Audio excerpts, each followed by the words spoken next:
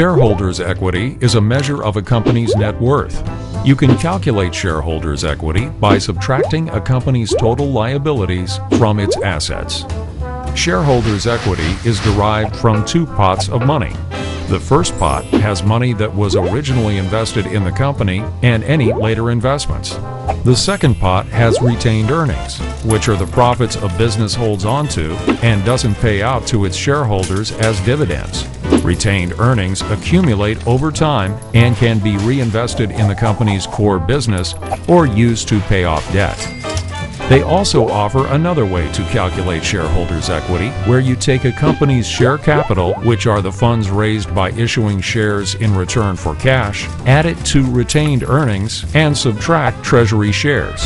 Both methods allow you to calculate the funds remaining after all creditors and debts are paid, leaving you with the shareholders' equity.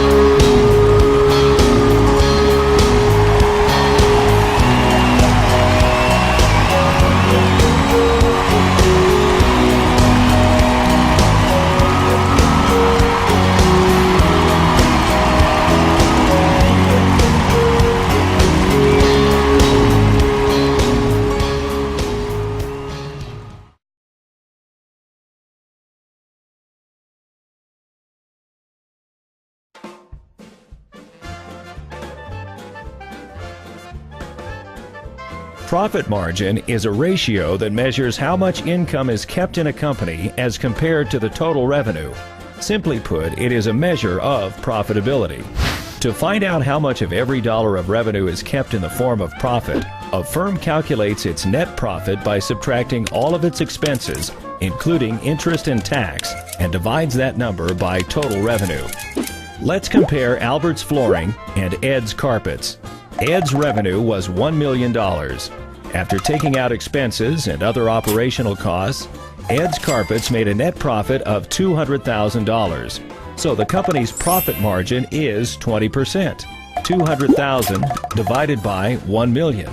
This means that 20% of every dollar in revenue was profit, or more fundamentally, that Ed's keeps 20 cents for every dollar in revenue. Albert's Flooring had revenue of $2 million and a net profit of $300,000. Albert's has a profit margin of 15%. So even though Albert's earned more revenue and had the larger net profit, Ed's actually has the better profit margin, meaning Ed's keeps more money from every dollar in sales. Profit margin is a measure of efficiency, but it is not perfect. Theoretically, Ed's would make much more in profits than Albert's if it could grow its sales to $2 million without sacrificing its profit margin.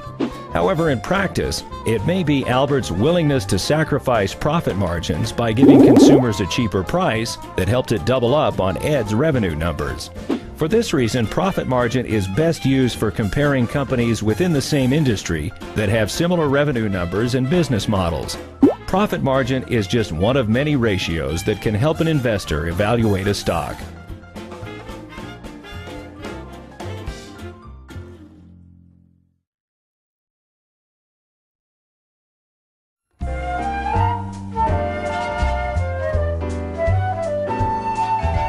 Arbitrage is a trading strategy designed to profit from small differences in the prices of similar or identical assets. Market inefficiencies can create short-term discrepancies in asset values and reveal profit opportunities for traders. There are two main types of arbitrage: pure arbitrage and risk arbitrage. Pure arbitrage is said to be risk-free, while risk arbitrage is considered speculative because it is based on presumptions about future events that may not actually occur. Here's an example of pure arbitrage.